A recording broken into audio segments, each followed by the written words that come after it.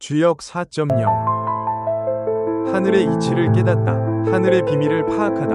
하늘의 도에 따라 행동하다. 안녕하세요. 저는 주역 4.0이 저자 류응우엔 다오 응우엔입니다. 이것은 네 번째 영상으로 주역의 기원과 역사적 발전 단계를 요약한 내용입니다. 이 영상은 주역 전반에 대한 개요와 주역 4.0이 탄생하게 된 배경을 이해하는 데 도움을 줄 것입니다. 주역은 약 4.700년 전에 시작되었으며 고대 중국의 전설적인 군주인 복티, 포이라고도 함가 창시한 것으로 전해집니다. 이와 관련하여 몇 가지 다른 가설이 존재하지만 신뢰할 만한 것은 아닙니다. 현재 통용되는 주역에서는 그 기원을 다음과 같이 설명합니다. 황하에서 하도가 나타나고 낙수에서 낙서가 등장하였으며 성인이 이를 본떠 주역을 만들었다. 이 주장은 잘못된 것입니다. 이는 후대의 상수학 학파가 주역에 끼워 넣은 산물에 불과합니다. 올바른 가설은 중국 송나라의 위대한 학자 주기가 다음과 같이 제시하였습니다. 처음에 성인이 주역을 만든 것은 단순히 하늘을 올려다보고 땅을 내려다보며 관찰한 것이었다.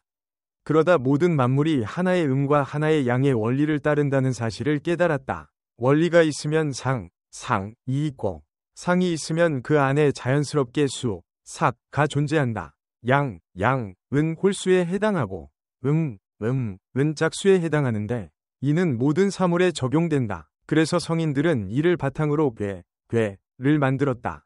처음에는 단순히 양기를 표현하기 위해 실선 하나를, 음기를 표현하기 위해 끊어진 선 하나를 그렸다. 그러나 두 개가 생기면 네 개, 즉 사상가 나오고 네 개가 생기면 8개, 즉 8괴가 된 것이다. 다음은 8괴 위 형성 도식입니다. 양의 양, 사상, 태양, 소양, 태음, 소음, 8괴, 건, 태, 이, 진, 손, 감, 간, 곤. 그리고 이것이 두 개의 8괴를 쌓아 올려 중괴를 형성하는 과정입니다. 그러나 오늘날까지도 왜 역학의 창시자들이 세 줄로 된 괴에 네 번째 획을 추가하여 16개의 네 줄 괴를 만들지 않고 두 개의 세 줄 괴를 쌓았는지 아무도 설명하지 못했습니다. 영상 8에서는 이러한 괴 중첩의 본질을 잘못 이해한 것이 지난 2.500년 동안 이어져 온 역학의 근본적인 오류임을 밝힐 것입니다.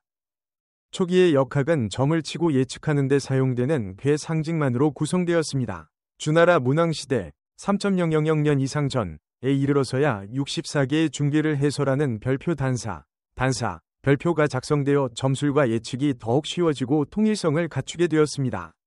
단사는 역에서 주역으로 전환되는 중요한 이정표로 볼 수 있습니다. 문왕이 편찬한 별표 단사, 별표는 64개의 중괴에 대한 일반적인 해설을 제공하며 개별효에 대한 설명은 포함하지 않았습니다. 이후 문왕의 둘째 아들인 주공이 별표 효사, 별표를 편찬하여 64개의 중괴에 속하는 384개 효의 의미를 해석하였습니다. 효사는 주역이 새로운 발전 단계로 나아가는 중요한 이정표가 되었습니다.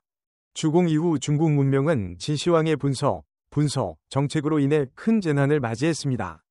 철학, 정치, 사상 관련 서적들이 금지되었지만 주역은 점서로 간주되어 운 좋게 보존될 수 있었습니다. 당시 학자들은 이 기회를 이용하여 금지된 내용을 괴와 효에 대한 주석 형태로 주역에 몰래 삽입하였습니다. 그 후 2.000년 이상 동안 수많은 학자들이 주석을 달고 내용을 보완하면서 이 흐름은 계속 발전해 나갔습니다.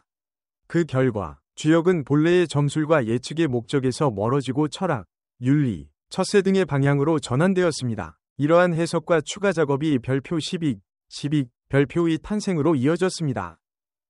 별표 12 별표는 다음과 같이 구성됩니다. 1. 단전, 상편. 2. 단전, 하편. 3. 상전, 상편. 4. 상전, 하편. 5. 계사전, 상편. 6. 계사전, 하편. 7. 문헌전. 8. 설괴전. 9. 서괴전. 10. 잡괴전. 공자는 별표 단사, 별표와 별표 효사, 별표가 이미 주역을 완성했으며 그 이후의 모든 주석과 해설은 새의 깃털과 날개를 더하는 것과 같다고 보았습니다. 따라서 별표 12, 별표이라는 이름이 붙여졌으며 여기서 별표 별표은 날개를 의미합니다. 주역 4.0이 탄생하기 전까지의 세 가지 발전 단계. 1. 초기 주역 1.0, 약 5.000년 전 복희 황제가 창시하였으며 주로 점술과 예측을 목적으로 사용됨. 이 단계에서는 괴상만 존재했으며 경 부분은 아직 없었음. 2. 보완된 주역 2.0, 약 3.000년 전 문왕에 의해 시작됨.